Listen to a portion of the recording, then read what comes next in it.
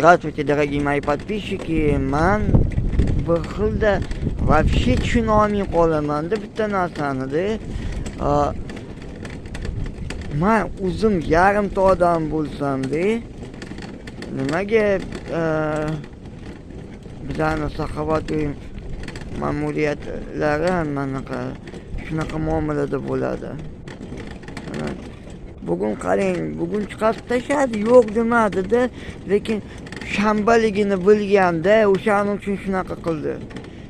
Yaxshi, mamashka chilondor deydi. Bo'lmasa qolib ketardik. Вообще ozgina bo'lsa ham pul berdi-da, men bilan ketasanmi dedim. Men aytdim, yo'q, men Nastani qandoq tashlab ketaman?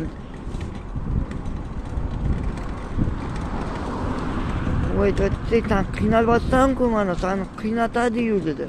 Men aytdim, normalniy kelishtirib olamiz, anaqa problemasi yo'q desam, senga rahmim keladi deydi. Sen shunaqa yashash mumkin emas ekansan.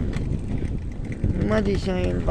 Men o'zim yarimta odam bo'lsam, hamma qonun qoidalarga ularni anaqasiga полностью deganman. Bittasi ham yo'q demagan. Internetdan chiqardim. Men nima qilay? MBC, BBC bilan murojaat qilishim kerakmi? Nima qilay? Men bularga tegmasam, o'zim yarimta odam bo'lsam, вообще anaqa o'zimni xonamdan tashqari chiqmayman. Men to'g'ri Toshkentga boraman, lekin men o'zim ishimni qilib ketaman-da.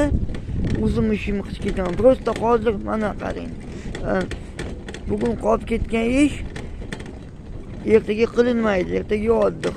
Dushanba kuni qilinmaydi, chunki ertaga Amerikadan odamlar kelishi kerak. Seshanba kuni endi qilinadigan narsa. Kun yo'qotdik. Agar shanba kuni chiqadiganida o'zida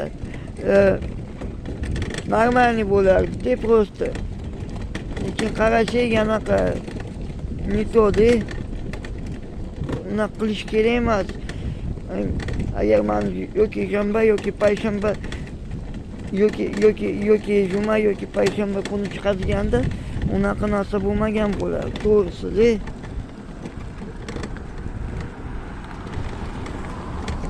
Надоело мне. Hammasi bunga tegdi. Ularda bo'lmaydimi?